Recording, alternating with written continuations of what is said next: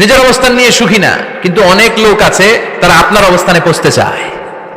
তাদের দিকে তাকিয়ে দেখেন, আপনি যে অবস্থানে আছেন এই অবস্থানে পৌঁছাটা অনেকের কাছে স্বপ্ন। তারা প্রতিনিয়ত সংগ্রাম আর স্ট্রাগল করে যাচ্ছে আপনার অবস্থানে পৌঁছতে, আর আপনি এটা নিয়ে সন্তুষ্ট না। শেখ সাদির নাম শুনেছেন? বালাগাল উলা কাশাফাদ দুজা, এই কবিতাটার রচয়িতা ইরানের বিখ্যাত এক কবি। উনি একবার আর্থিক সমস্যার মধ্যে দিয়ে সময় কাটাচ্ছেন, টাকা নাই, পয়সা নাই, পায়ে দেওয়ার মতো জুতা নাই। উনি খুব দুঃখ পেলেন, হায় রে, আমি ইরানের এত বড় কবি, আমার পায়ে দেওয়ার মতো জুতা নাই। দুঃখ ভরা মন নিয়ে রাস্তায় হাঁটতে বেরোলেন। হাঁটতে হাঁটতে হঠাৎ দেখলেন একটা লোক শুয়ে শুয়ে কাঁদছে, ওই লোকটার দুইটা পাই নাই, পাই নাই।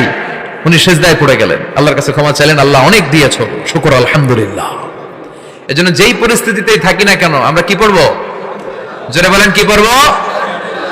এজন্য কানাতু মিনাল ইসলাম, অল্পে তুষ্ট থাকার নাম হলো ইসলাম। সম্পদ লাগবে কিন্তু সম্পদের পাহাড় লাগবে না, ঠিক কি না? অল্প খান, অল্প পড়েন, অল্প জামান, অল্পের ভেতরে বরকত ঢুকায়া দিছে কে? দেখবেন যাদের সম্পদ অল্প তারা সুখী বেশি। জরিপে এটা দেখা গিয়েছে, অনেক সার্ভেতে এটা এসেছে, যারা সম্পদশালী এরা দুঃখী বেশি, এদের দুঃখ বেশি, টেনশন বেশি।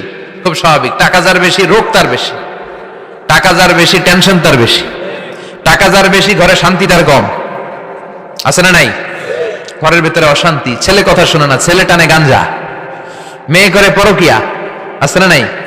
স্ত্রী কথা শুনে না, ভালোবাসা নাই, ঘরটা জাহান্নামের টুকরা।